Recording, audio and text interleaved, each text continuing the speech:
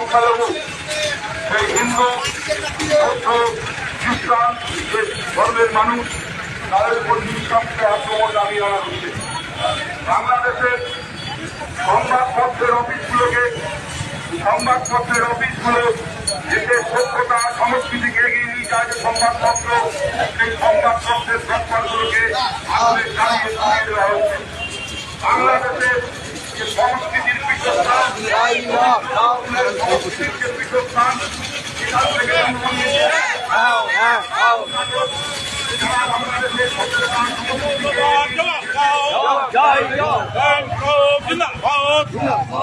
এই বাংলাদেশের সংখ্যালঘু হিন্দুদের উপর আক্রমণ হচ্ছে কেন?